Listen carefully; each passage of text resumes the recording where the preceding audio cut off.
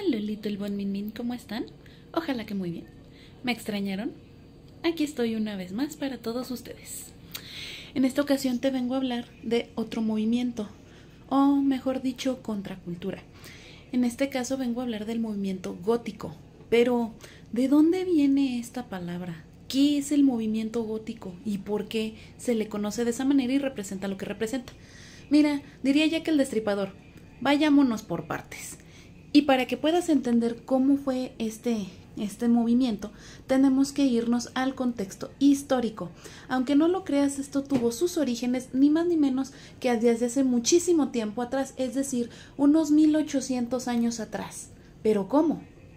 Pues verás, en las épocas del Sacro Imperio Romano, cuando Roma empezó sus campañas de expansión, por ahí del siglo II después de Cristo, y empezó a convertirse en el imperio más poderoso del mundo antiguo.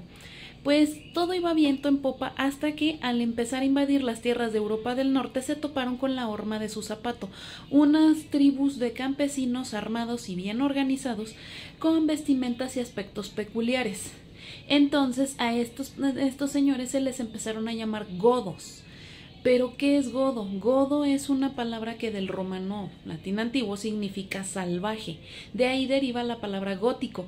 Los romanos a estos campesinos, estos tribus guerreras, los llamaban godos porque según ellos eran unos salvajes e incivilizados. Como Roma era un imperio muy poderoso, pues se creían, ¿no? Como dicen aquí, la última coca del desierto.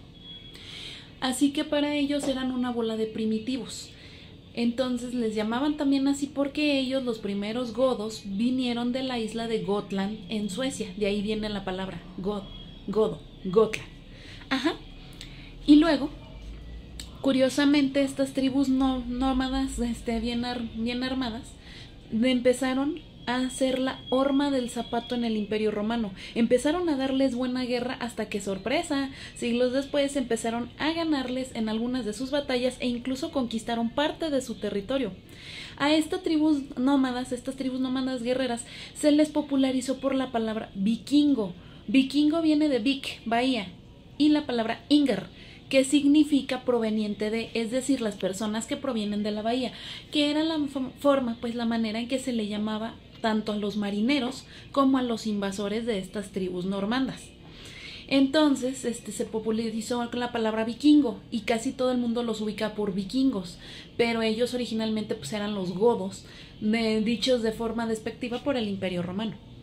Entonces, cuando los godos dominan a los romanos, es cuando a esta etapa, que después daría luz a la época medieval, se le empezó a conocer como el oscurantismo, cuando se opaca la luz de las civilizaciones antiguas.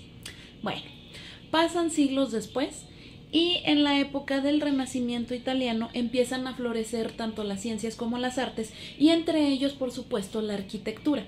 Entonces empiezan a crearse nuevos estilos de catedrales que tienen unas formas peculiares, unos domos muy bonitos, muy llamativos, muy peculiares, con formas huecas. Y también se decoraban con gárgolas y demonios como una forma de espantar el pecado antes de que la gente ingresara para entrar a misa, por si no sabías, dato curioso. Y a esta arquitectura se le empezó a denominar como gótica. ¿Por qué? Porque acuérdate que godo hace referencia a lo salvaje, a lo mórbido. Entonces, esta arquitectura, aunque también era muy bella a la vista, se le llama gótica como una forma de decir que es lo del miedo, lo que está para espantar al pecado. Bueno, luego pasan unos años, unos siglos después, y en el movimiento cultural, en la literatura específicamente por ahí del siglo XVIII, en plenas épocas victorianas, es cuando empieza un movimiento de literatura que se empieza a asociar con el romanticismo. Pero a la vez también se le relaciona con la nostalgia, con la pérdida, con el dolor. Y a esta literatura, ¿adivina cómo se le empezó a llamar? Literatura gótica. El máximo representante de este estilo o mejor dicho, posromanticista, fue un joven conocido como Lord Byron, que fue de las personas que se encargaron de ampliar y de empezar a difundir este movimiento. Otro también vendría a ser el señor Charles Baudelaire, entre otros. Bueno, después, perdón, tiempo después tendríamos a otros expositores de los más famosos de este movimiento, Ujú. Y uno de ellos pues empiezan a incorporar otros elementos, relacionándose ya directamente más con el horror, ya no con el romanticismo, cosas como cuervos, casas embrujadas, noches de luna llena y también por supuesto asesinatos mórbidos, hechos paranormales, cosas que ponen los pelos de punta.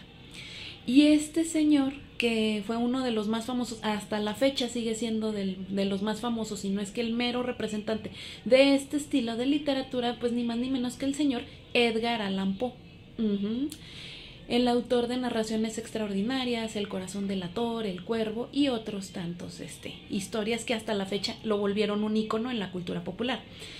Y después tenemos a otro señor que también es uno de los máximos representantes de este movimiento, que por cierto es uno de mis autores favoritos, el señor Howard Philip Lovecraft, que fue el creador del llamado horror cósmico. Este señor es el que ya empieza a meter elementos espaciales, ¿no? Lo extraterrestre, la onda de los seres de otros mundos, ¿no? Y él también empezó a ampliar este estilo.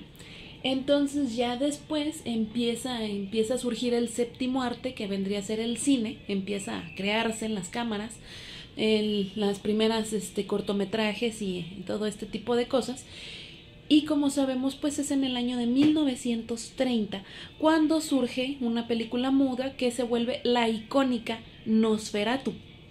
Entonces está aquí cuando ya este movimiento llamado pues el gótico se empieza a relacionar también con los vampiros. Ajá.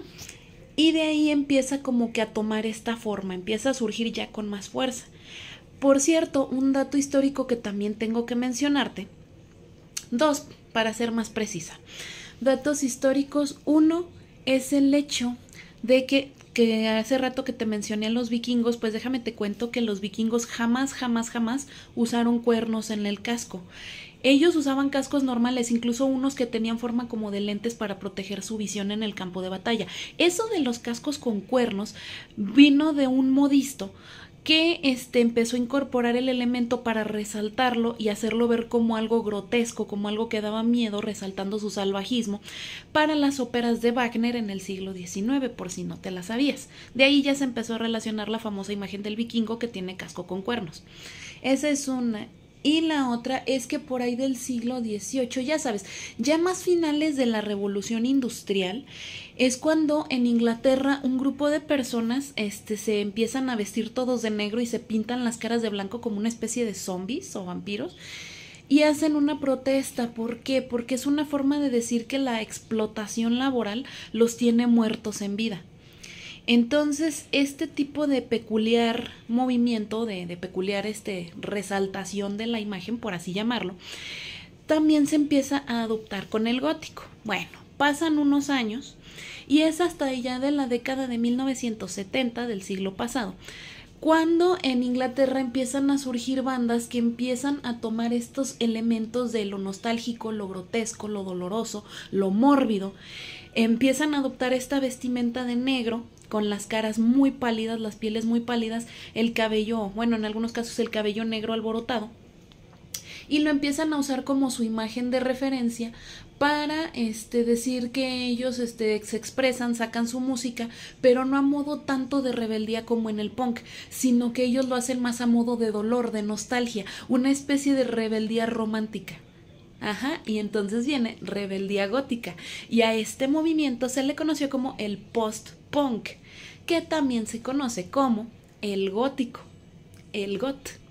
Lástima que aquí en América, en algunos lugares, ignorantemente, a personas que son partícipes o seguidoras de este movimiento, que es la contracultura, se les conoce como darquetos. Ignorante y tontamente dicho, mal dicho, se les dice darquetos. No, la palabra darqueto como tal no existe y perdónenme, pero está mal empleada. La palabra correcta viene a ser gótico o goth. Entonces, pues simplemente pues te doy aquí un poco de contexto histórico, ¿no? Para que te des una idea de cómo fue este movimiento, cómo surgió, que sí tiene sus bases, tiene su historia, y para que entiendas por qué las personas que son seguidoras de este movimiento tienen esa estética, tanto en su música, en su literatura, incluso en su personalidad, como por supuesto pues en su vestimenta. Es algo que abraza lo que viene a ser la contracultura, representa lo mórbido, lo que da miedo, lo que asusta, pero también en algunos casos puede representar la belleza de lo mórbido, paradójicamente. Y pues sí, el goth representa la contracultura, pero eso sí, con mucha elegancia y con mucho estilo. Ojalá que te haya gustado el video, hasta aquí el video de hoy y nos estaremos viendo próximamente. Que pases un gran día y te mando un fuerte abrazo. Bye.